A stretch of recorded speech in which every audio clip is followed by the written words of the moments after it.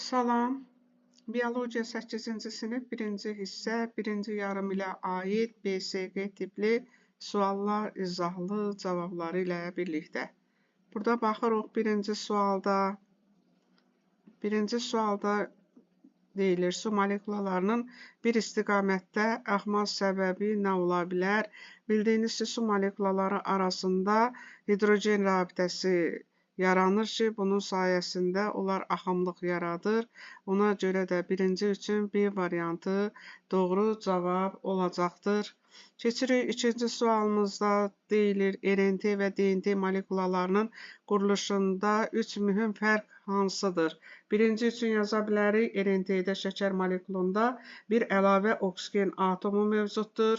İkinci üçün yaza bilərik, RNT molekulu bir zəncirli, DNT molekulu 2 zəncirlidir. Üçüncü üçün isə yaza bilərik ki, RNT molekulunda timin əvəzinə urasil azotlu əsası mövcuddur. Keçirik üçüncü sualımıza. Üçüncü sualımızda soruşulur, üzü maddələr oksidləşərkən hansı məhsullar əmələ gəlir? Bildiyiniz kimi bu zaman su, karbon qazı əmələ gəlir və enerji ayrılır. Ona görə də üçüncü üçün D variantı doğru olacaqdır. Dördüncü üçün fermentlər kimyəvi tərkibinə görə qurulmuşdur. Bildiyiniz kimi fermentlər bioloji fəal aktiv maddələr hesab olunur ki, onlar da zülallardır. Zülallar isə öz növbəsində amin turşulardan qurulmuşdur. Dördüncü üçün cavabımız C variantı olacaqdır. Beşinci üçün boşluqlara uyğun gələnləri yazın. Venoz qan arterial qana çevrilmək üçün oksigen qazı alveolların divarında olan kaplyarlara diffuziya olunmalıdır. Yəni birinci boşluğa oksigen qazı, ikinci boşluğa isə diffuziya sözü yazılmalıdır. Altıncı üçün fluorin və kselerin əmələ gəlməsində bilavasitə iştirak edir. Bildiyiniz kimi fluorin və kselerin əmələ gəlməsində bilavasitə kombi hüceyrələri iştirak edir. Bunun üçün 6-da D variantı düz hesab olunmalıdır. 7-ci üçün hansı variantda verilən həm hovuz, həm də mənbə rolunu yerinə yetirə bilər?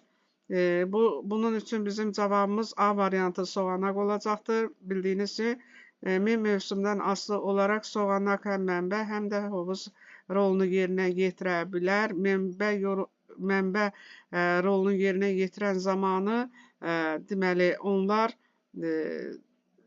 vegetativ və generativ orqanların inkişaf etməsinə səbəb olur. Hovuz olanda isə onlar soğanaqlarında özlərində ehtiyat qida maddəsi ehtiyatı saxlamış olurlar. Odur ki, 7 üçün A variantı doğru olacaqdır. 8-ci üçün şərti olaraq nəhəng molekula çevrilə bilər. Bildiyiniz kimi, bu su molekuludur. C variantında verilibdir. Su molekulaları hidrogen rabitəsinin köməkliyi ilə molekulalar arası rabitə yaradırlar. O da onları nəhəng bir molekulaya çevrilmiş olur. 9-cu üçün boş yerə uyğun gələni yazın. Əmici tellər su və mineral duzları sovurmaqla yanaşı, həmçində sorucu səthin sahəsini artırmış olur kimi cümlə tamamlanmalıdır. 10-cu sual üçün ağciyər dövranının böyük qan dövranına aid edə bilərikmi? Xeyr, bildiyiniz kimi ağciyər dövranı həm də kiçik qan dövranı hesab olunur. B xeyr kimi düz götürülməlidir. 11-ci üçün cümləni tamamlayın. İllik halqaların yaranmasında kombi hüceyrələri iştirak edir. Kombi hüceyrələri törədici toxmaya aiddir. 12-ci üçün ağciyərin biri çıxarılarsa, ürəyin sol qulaqcığına neçə vena damarı arterial qan gətirər? Bildiyiniz kimi, normal vəziyyətdə hər ağciyərdən 2 vena damarı arterial qanı ürəyin sol qulaqcığına gətirir. Burada isə şərtdə deyilir ki, biri çıxarılıb, deməli 2 vena damarı orada çıxarılıbdır. Ona görə 13-cü üçün doğru cavabımız olacaqdır. A variantı 2. 13-cü suala baxırıq. Bilavasitə ürəyi qidalandıran damar bildiyiniz kimi taz damarlarıdır. Ürək əzələsinin oksigenə və qidalı maddələrə olan tələbatını ödəyən məhz taz damarlarıdır. O da D variantında verilibdir. 14-cü sualda aglutinasiya hansı hallarda baş verə bilər? Yəni, hansı hallarda uyğunsuzluq ola bilər? Birincidə verilibdir, dördüncü qan qrupu 4 mənfiyə bildiyiniz kimi verə bilmir. Müsbət qan qrupları ancaq müsbətə verir. Odur ki, aglutinasiya ola bilər birincidə.